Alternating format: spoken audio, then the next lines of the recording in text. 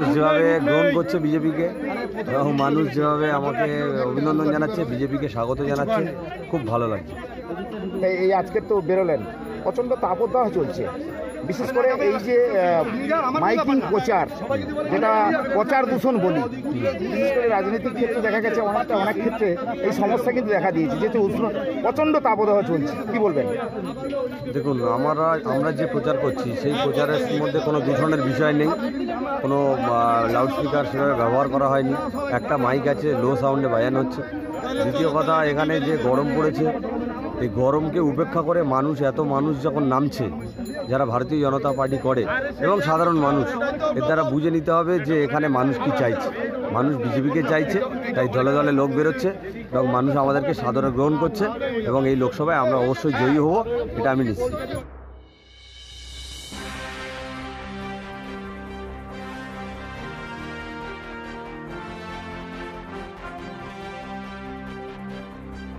জ্যোতিষী নই, তবে মানুষ ভোট দেবে, মানুষ দেখছে, সমস্ত পরিস্থিতি দেখছে। কেমন সাড়া পাচ্ছেন মানুষের? আমরা যথেষ্ট সাড়া পাচ্ছি।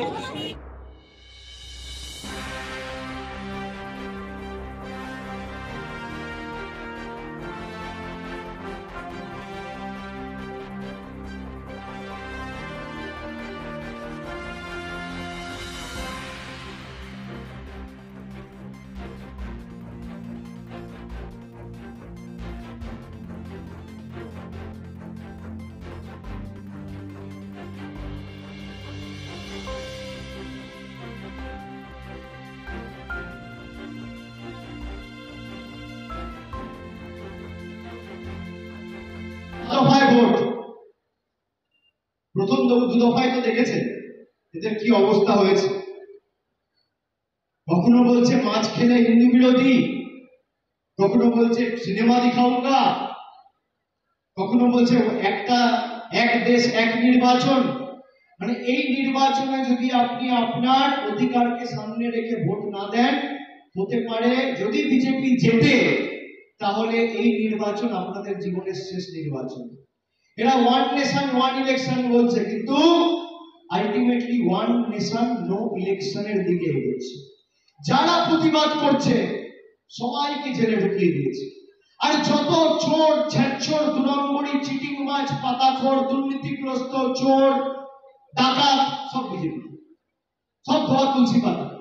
আপনার পাড়ায় আপনি দেখবেন একটা ছেলে যদি চুরি করতে গিয়ে ধরা পড়ে, কিন্তু বিজেপি জয়েন করে আর বিচার ব্যবস্থার কোনো অ্যাকশন নিতে বলবে। ভারতবর্ষের এই অবস্থা হয়েছে। বাবা সাহেব আম্বেদকর যে সংবিধান করে আমাদের হাতে, সাধারণ মানুষের হাতে, তপশিলি মায়েদের হাতে ক্ষমতা তুলে দিয়েছে, সেই মৌলিক অধিকার ভারতীয় জনতা পার্টি কেড়ে নিতে চাইছে।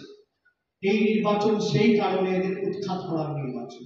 আমরা এই কারণে আজকে বাংলা বিরোধী বিজেপি বলেছি। আর কাশ্মীর থেকে কন্যাকুমারী আজকে বিজেপিকে কেউ বাংলা বিরোধী বলছে না, সবাই বলছে ভারত বিরোধী। ভারতের সংবিধান এরা বদলাতে চায়, ভারতবর্ষের মানুষকে এরা বঞ্চিত করে রাখতে চায়। যা ইচ্ছা তাই করবো, রিমোট কন্ট্রোলের মতো টিপবো, টাকা বন্ধ, টিপবো, টাকা চালু, টিপবো, টাকা বন্ধ। যারা রিমোট কন্ট্রোলের মতো মানুষকে পরিচালনা করতে চায়, মায়েরা জোরে কিন্তু জোড়া ফুল বোতামটা টিপতে হবে। বোতামটা টিপবেন এই মথুরাপুরে সাগরে, নামখানায় পাথর প্রতিমায়, আর ভূমিকম্পটা হবে দিল্লি, মধ্যপ্রদেশ আর গুজরাটে। আপনাদের শপথ নিয়ে আজকে বাড়ি ফিরতে হবে। বাংলা বিরোধীদের বিসর্জনটা সুনিশ্চিত করতে হবে।